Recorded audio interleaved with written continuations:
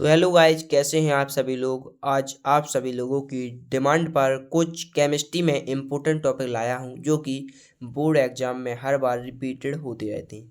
तो सबसे पहला अपना टॉपिक है एक समान विद्युत क्षेत्र में रखे विद्युत द्विध्रुव पर लगने वाले बल युग का आघूर्ण निकालना है। तो सबसे पहले आपको एक समान विद्युत क्षेत्र लेना पड़ेगा। ये ले लिया हमने, क्या, एक समान विद्युत क्षेत्र, ठीक। इसके बाद हमने यहाँ पर माना बिंदु ए और यहाँ पर माना बिंदु बी और ये है अपना बिंदु सी। बिंदु ए पर हमने लिया प्लस क्यू आवेश और बिंदु बी पर लिया हमने माइनस का क्यू आवेश। जे यहाँ पर हमने माना कि थीटा है और जे क्या होता है 90 डिग्री, यानी कि समकोण त्रिभुज, यानी कि 90 डिग्री होता है, ठीक है। इसकी ए से बी तक की जो डिस्टेंस है बोली हमने 12। जे क्या है अपना कर्ण, जे है अपना लंब और जे है अपना आधार। जी एफ बराबर माइनस क्यू, यानी कि दिशा जो है वो इस तरफ जाएगी। एफ बराबर प्लस क्यू, यानी कि इस तरफ जाएगी। एफ क्या है? एफ है विद्युत बल। ई वेक्टर को क्या बोलते हैं? विद्युत क्षेत्र, ठीक। अब यहाँ से लिखेंगे त्रिभुज ए बी सी में, त्रिभुज ए बी सी लेंगे तो यहाँ पे क्या लगाएंगे? साइन थीटा बराबर, साइन थीटा बराबर क्या होता है? लंब बटे कर्ण। लंब की वैल्यू कितनी दी है? जे है ए से सी, तो ए सी रख देंगे, ए सी अपॉन कर्ण। कर्ण की वैल्यू कितनी है? कर्ण की वैल्यू है 12, तो यहाँ पर रख देंगे 12। अब यहाँ से क्या आ जाएगा? यहाँ से करना पड़ेगा क्या? करनी गुणा करना पड़ेगा। तो यहाँ से साइन थीटा अपॉन में क्या कर देंगे? अपॉन में कर देंगे 1, ठीक।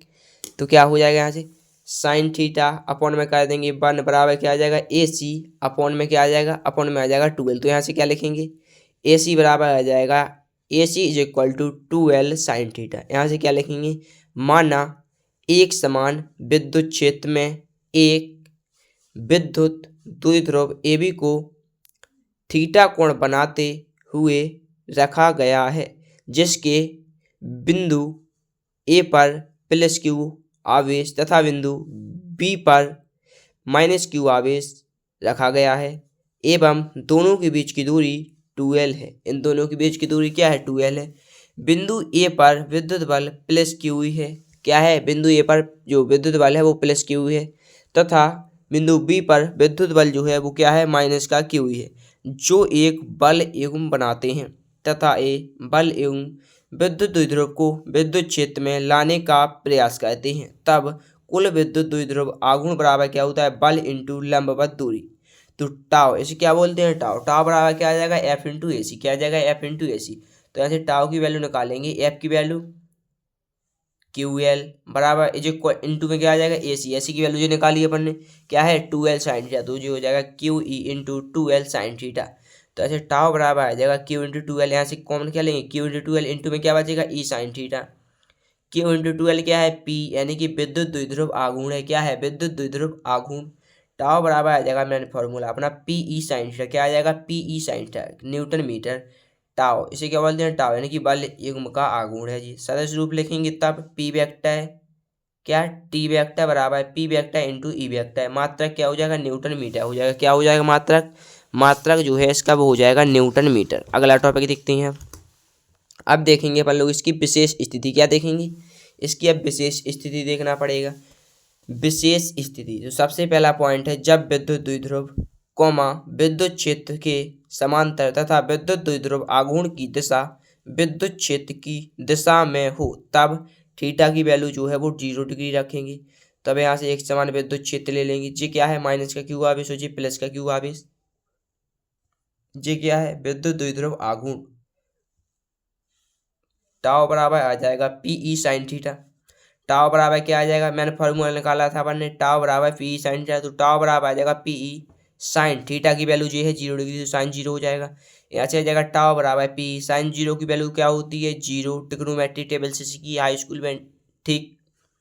टाव बराबर आ जाएगा, यहाँ से क्या आ जाएगा? जब किसी जीरो का गुणांक जब किसी भी संख्या से कहते हैं तो 0 आता है। टाव बराबर आ जाएगा 0। यहाँ से क्या लिखेंगे? इस स्थिति में बल आघूर्ण शून्य होता है। अब सेकंड पॉइंट है अपना, जब विद्युत द्विध्रुव कोमा विद्युत क्षेत्र की दिशा के लंबवत रखा हो, तब थीटा की वैल्यू जो है वो रखेंगे 90 डिग्री। ये एक समान क्षेत्र ले लेंगे। ये क्या है? प्लस का क्यू आवेश, ये है माइनस का क्यू आवेश, ये है ई वेक्टर। ई वेक्टर को क्या बोलते हैं? विद्युत क्षेत्र। टाव बराबर एक मैंने फॉर्मूला अपना होता है पी ई साइन थीटा। तो टाव बराबर आ जाएगा पी ई साइन 90। साइन 90 क्यों? क्योंकि विद्युत क्षेत्र की दिशा के लंबवत रखा है। कोई चीज़ लंबवत रखी है तब क्या आएगा? 90 डिग्री। तो टाव बराबर आ जाएगा पी ई साइन 90 की वैल्यू 1 होती है और साइन जीरो की वैल्यू जीरो होती है, साइन 90 की वैल्यू 1। तो टाउ की जो मैक्सिमम वैल्यू है वो आ जाएगी पी। क्या आ जाएगी? पी। तो यहाँ से क्या लिखेंगे? इस स्थिति में क्या लिखेंगे? यहाँ से लिखेंगे अपन लोग कि इस स्थिति में विद्युत द्विध्रुव पर क्या लिखेंगे? इस स्थिति में विद्युत द्विध्रुव पर अधिकतम बल आघूर्ण कार्य करता है। क्या करता है? अधिकतम बल आघूर्ण कार्य करता है। अब थर्ड पॉइंट है अपना यहाँ पर कि जब विद्युत द्विध्रुव को विद्युत क्षेत्र के समांतर तथा विद्युत द्विध्रुव आघूर्ण की दिशा विद्युत क्षेत्र की दिशा के विपरीत हो, तब थीटा की वैल्यू जो है वो रखेंगे 180।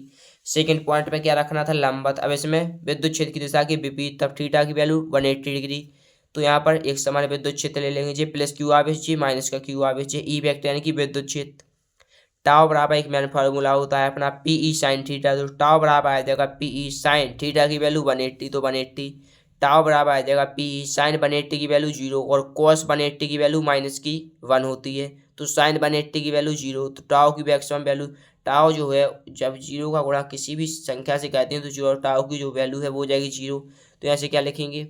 इस स्थिति में बल आघूर्ण शून्य होता है। अब अगला टॉपिक है अपना विद्युत द्विध्रुव के कारण अक्षीय स्थिति में विद्युत क्षेत्र की तीव्रता। इसमें अपने दो टॉपिक हैं। कितने टॉपिक हैं? दो। इसमें जो है अक्षीय स्थिति है और सेकंड है अपना निरक्षीय स्थिति।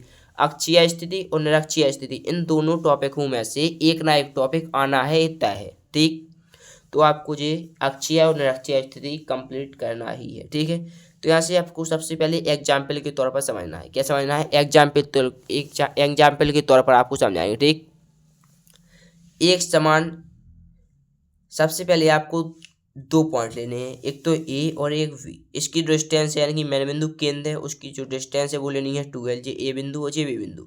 ए बिंदु पर माइनस क्यू आवेश और वी बिंदु पर प्लस क्यू आवेश। ठीक, इसकी जो डिस्टेंस है ए से बी तक की वो है 12।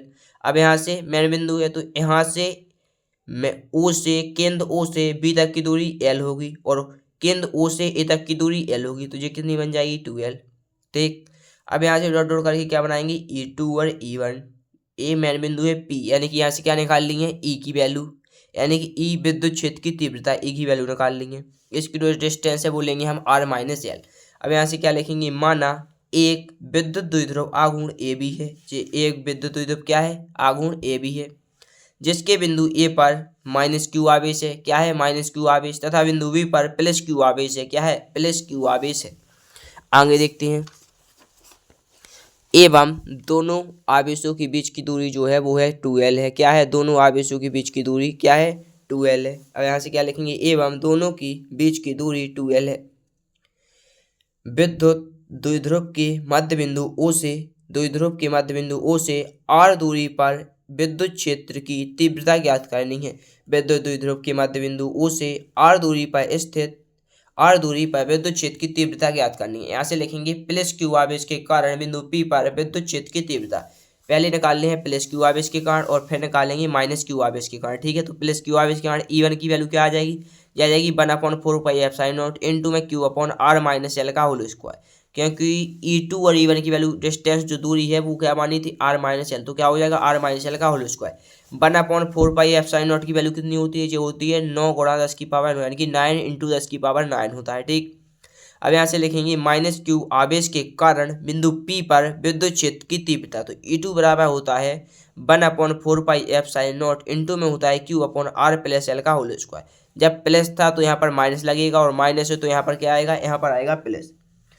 अब यहाँ से लिखेंगे बिंदु P पर परिणामी विद्युत क्षेत्र की तीव्रता। अब यहाँ से पूरा सॉल्व होगा अपना क्वेश्चन। ठीक है, तो E बराबर आ जाएगा E1 माइनस E2। E1 में से E2 को घटा देंगे तो E1 की वैल्यू जे है 1/4 पाई एप्सिलॉन इंटू में Q upon R minus L का होल स्क्वायर। तो जी यहाँ पर रख देंगे। माइनस E2 की वैल्यू कितनी है? जे है 1/4 पाई एप्सिलॉन इंटू में Q upon R plus L का होल स्क्वायर। अब यहाँ से 1/4 पाई एप्सिलॉन इंटू में Q, जे अपने को क्या दिख रहा है? कॉमन दिख रहा है। तो जे क्या ले लेंगे? Common. Q upon 4 pi epsilon जी कॉमन ले लेंगे। तो यहाँ से क्या बचेगा? यहाँ पर बचा 1, तो 1 अपॉन R माइनस एल का होल स्क्वायर। माइनस है तो माइनस, यहाँ पर क्या बचा? 1, तो 1 अपॉन R प्लस एल का होल स्क्वायर। जे तो सेम लिख देंगे Q upon 4 pi epsilon naught. ठीक, यहाँ से एलसीएम क्या आ जाएगा? R माइनस एल का whole square into R plus L का होल स्क्वायर, यानी कि इसका एलसीएम लेंगे तब क्या आ जाएगा? जी आ जाएगा R माइनस एल का होल स्क्वायर इंटू में R प्लस एल का whole square. R minus L का होल स्क्वायर से आर माइनस एल का होल स्क्वायर क्या बचा, आर प्लस एल का होल स्क्वायर, तो ये लिख दिया। अब आर प्लस एल का होल स्क्वायर से आर प्लस एल का होल स्क्वायर खत्म, क्या बचा, आर माइनस एल का होल स्क्वायर, तो माइनस और आर माइनस एल का होल स्क्वायर ये लिख दिया। अब इसको आगे सॉल्व करना है। अब आगे सॉल्व करेंगे तो क्या आ जाएगा, तो ये आ जाएगा यहाँ से Q upon 4 pi epsilon not, क्या आ जाएगा, क्यू अपॉन 4 पाई एप्सिलॉन, ये तो सेम रहेगा, इनटू इसका होल स्क्वायर कर देंगे, किसका, आर प्लस एल का होल स्क्वायर क्या होता है, R square plus L square plus 2 RL, यानी कि ए प्लस बी का whole square, A square plus B square plus 2AB। ऐसा यहाँ पर है आर प्लस एल का होल स्क्वायर, तो R square plus L square plus 2RL minus R minus L का होल स्क्वायर, यानी कि ए माइनस बी का होल स्क्वायर क्या होता है, A square plus B square minus 2AB, यानी कि आर माइनस एल का whole square R square plus L square minus 2RL upon में क्या है, आर माइनस एल का होल स्क्वायर इंटू में आर प्लस एल का होल स्क्वायर है।